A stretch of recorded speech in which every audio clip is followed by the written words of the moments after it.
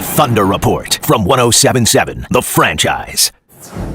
In order to be able to get that kind of intensity on defense again in this one? I've been stressing it over the last month. Just keep the same disposition and, go out there and play extremely hard and, just play our brand and our style of basketball. Was there anything in particular, though, if y'all looked over the last couple of days, that there was one thing that was really the key to having that kind of intensity on the defensive side? I think the way we came out the third quarter, I think that's extremely important, over the last couple games, going into the playoffs, that we want to continue to come out with energy and, be loose and execute our offense and, leave it up to our superstars to bring us home in the fourth quarter. This is a series. Obviously, you guys can play different styles. Doesn't it just greatly benefit you if you can get a game up in like the hundreds as opposed to the 80s? It benefits you guys a lot better. I think just the tempo. You want to play up-tempo basketball with a thrust, and I thought we did a great job of doing that for the most part. And when things settle down, obviously play through Kevin and Russ, and make them be our guys or our playmakers or facilitators or whatever the case may be, depending on double teams and matchups.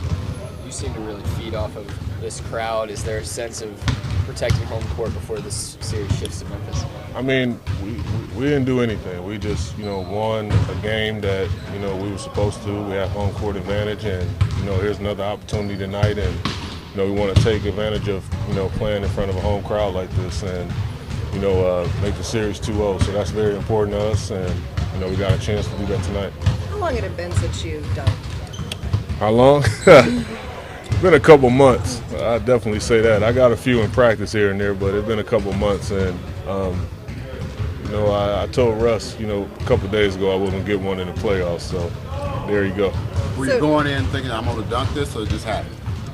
I mean, you're going in, attacking and being aggressive. And, I saw Gasol, so, I had to, definitely make an impact play. And, you don't want to finish with a finger roll or something with a big guy like that at the basket.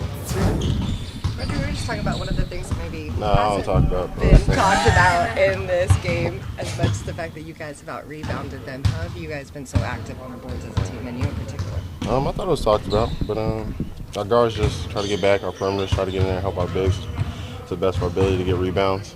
Had some long misses, but they've been having their hands full. They've been doing a great job boxing out and allowing us to roam and just try to get free rebounds. So I think we've been doing it collectively.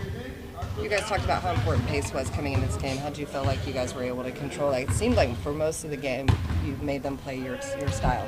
Yeah, we think we did. We did all right in that aspect. We're still watching film on it, trying to get better.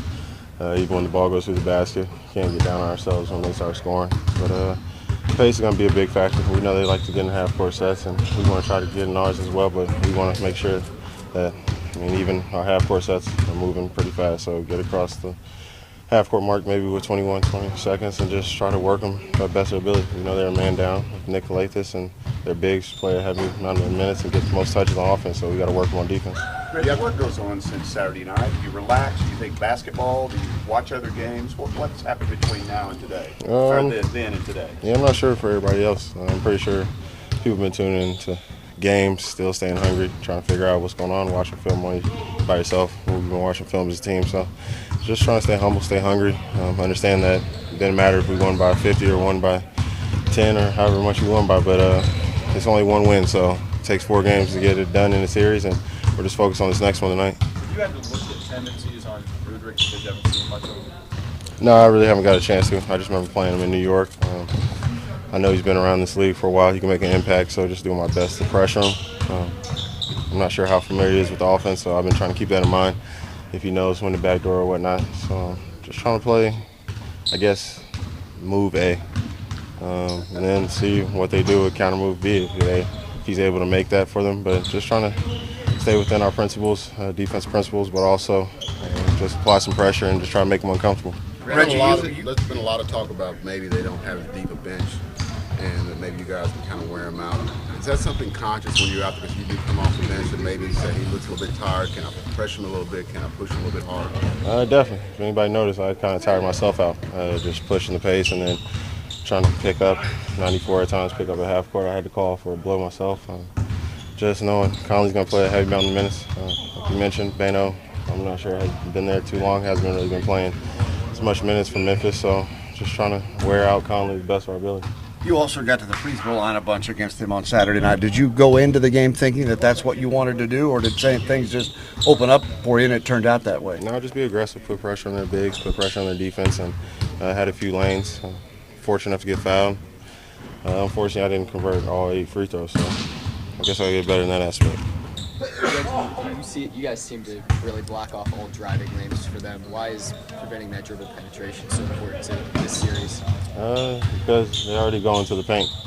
Their post-ups, their post touches, that dictates a lot of what they're doing, so we can't let guys like Conley break us down and get everybody easy shots. We know they have guys who like the backdoor, so we're just trying to tighten up the paint, play with our length, and make them score on the outside. We know half their points, I think they score 96 on the season, average, so half of them come from paint touches. So we're just trying to do our best to avoid letting them get comfortable within the paint and then just make them make outside shots. That is Thunder guard Reggie Jackson. We'll have more from the players, the Memphis players, and, of course, the mandatory press conferences from Coach Scott Brooks and Dave Yeager, which happens about 105 minutes before tip-off. John Rohde will attend that. We'll repeat that for you on the TotallyTickets.com Countdown to Tip-Off show presented by Homeland and Bank 7, 6 to 7 tonight at Toby Keith's I Love This Bar and Grill. Thunder up. Thanks for listening to 107.7 The Franchise.